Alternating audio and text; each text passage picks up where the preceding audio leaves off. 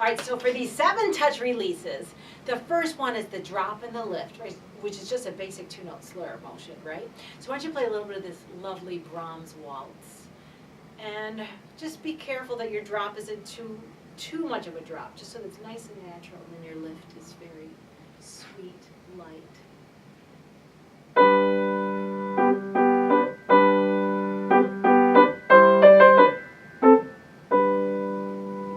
What do you think about that? And do you hear the gentler lift? Mm-hmm. Yeah, very nice, good. Now the push-off, can you explain what a push-off is? Oh. So it's kind of the same basic thing where you drop and you lift, but it's very quick. It's quick, and the push-off is always with the wrist first. Right? We have to remember the wrist pushes up. And the wrist can push up, but lots of times it pushes forward. So you have a lot more power. Now, in the same time with your left hand, let's bounce off the keys, but let's keep our wrist and the arm solidified, okay, at the same time.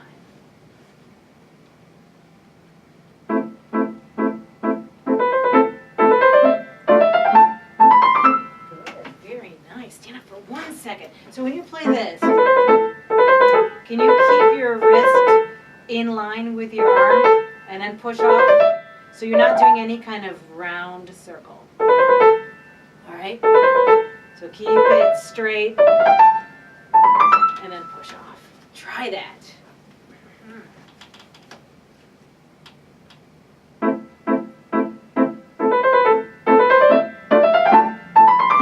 Yeah, how's that different? It's more 1 unit. Yeah, it is. You want to go on and play it one more time?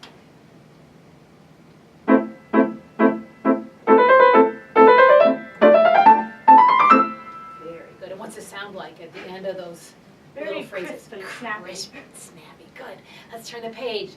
The third touch release is the kickoff.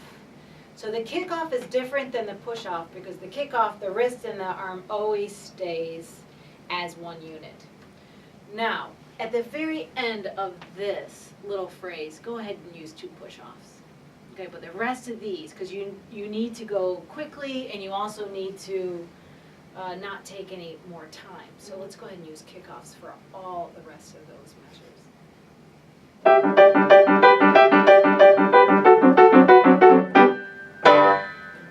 Try a little faster. Good for you. Voice a little bit more at the top too. What do you think about that?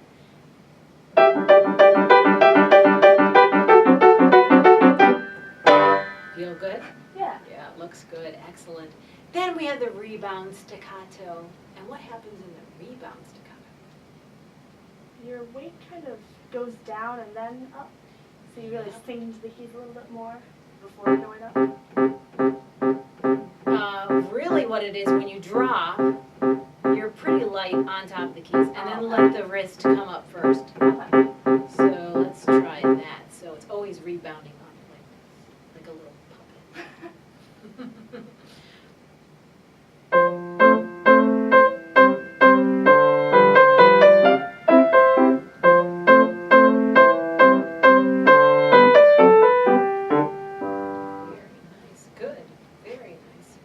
And then the tissue box. What do you do in this touch release? Very, just kind of wispy sound, so you really go up and out of the keys after you play the note. Right, and definitely add pedal when we do Yes. this, right? And we have to pretend we're taking tissue. Right, so the whole arm moves.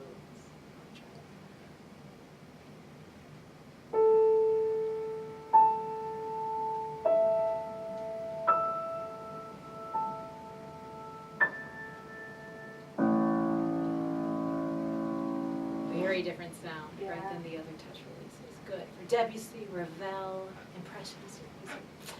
All right, now Portato. This particular touch release, you have to feel like you're very sticky in the keys, right? And then when you play the chords, usually is what it is, chords, you have to feel like you're pulling your weight from the bottom of the key. Right, so it's a much heftier sound. Okay. You want to try this one.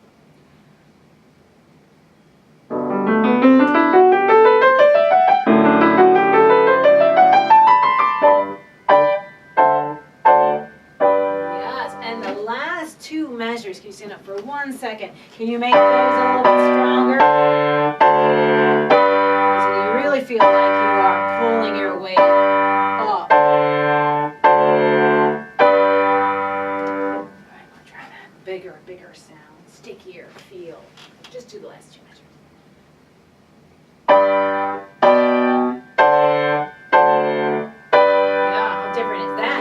You played it. It's a lot stronger. Yeah, a lot stronger. Good for you. So there's the portato touch. And then the new touch release in this book is the hammer stroke or the woodpecker.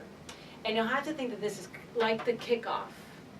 Only with a kickoff where you're kicking off of the keys, the woodpecker you are really pounding on the keys. All right? Could be quiet, could be loud, but the motion is down, down, down, down, down. All right? So you want to try that one for Jack Frost.